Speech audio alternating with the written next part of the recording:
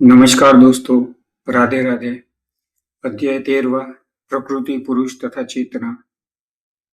अभी हम इस ऑडियो में सुनेंगे श्लोक 17वां।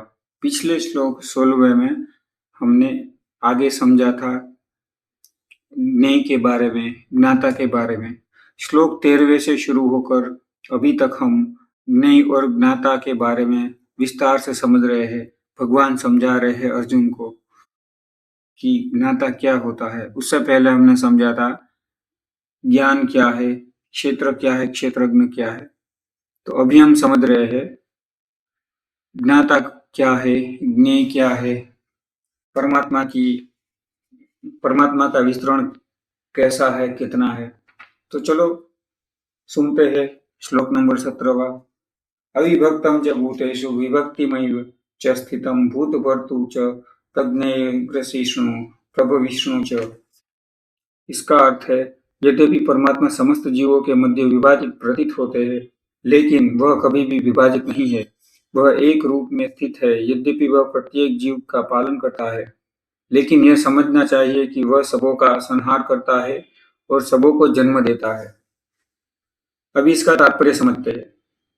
भगवान सबों के हृदय में परमात्मा रूप में स्थित है, तो क्या इसका अर्थ यह हुआ कि वे बटे हुए हैं?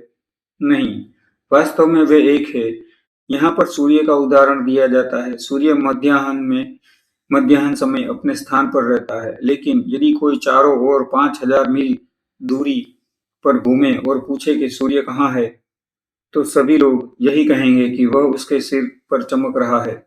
वैदिक साहित्य में यह उदाहरण यह दिखाने के लिए दिया गया है कि यद्यपि भगवान अविभाजित है, लेकिन इस प्रकार स्थित है मानो विभाजित हो। यही नहीं, वैदिक साहित्य में यह भी कहा गया है कि अपनी सर्वशक्तिमत्ता के द्वारा एक विष्णु सर्वत्र विद्यमान है। जिस तरह अनेक पुरुषों को एक ही सूर्य की प्रतीति अनेक स्थानों में होती है, यद्यपि परमेश्वर प्रत्येक जीव के पालन करता है, किंतु प्रलय के समय सबों का भक्षण कर जाती है। इसकी पुष्टि 11वें अध्याय में हो चुकी है, जहां भगवान कहते हैं कि वे कुरुक्षेत्र में एकत्र सारे योद्धाओं का रक्षण करने के लिए आए हैं।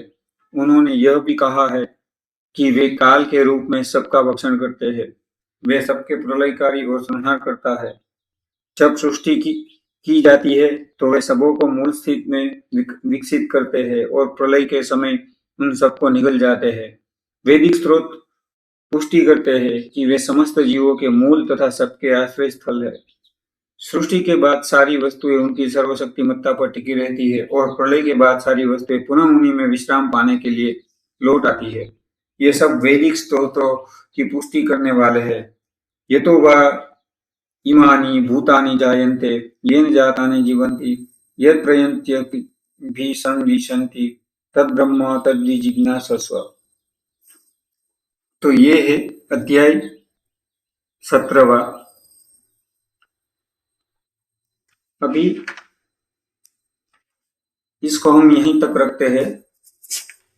इसके बाद अगले श्लोक में जो है, अगले ऑडियो में है, हम श्लोक 18वां सुनेंगे और साथ में हो सके तो 19वां भी, ताकि उसमें जो है ज्ञाते के बारे में जो पूरा विवरण है वहां तक समाप्त हो जाता है।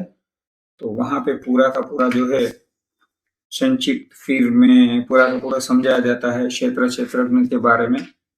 तो आपने यह ऑडियो और यह श्लोक 13वें अध्याय का आपने सुना, उसके लिए आपका बहुत बहुत धन्यवाद। राधे राधे, नमस्कार। वीडियोस बनाने हैं, फिल्मोरा है ना।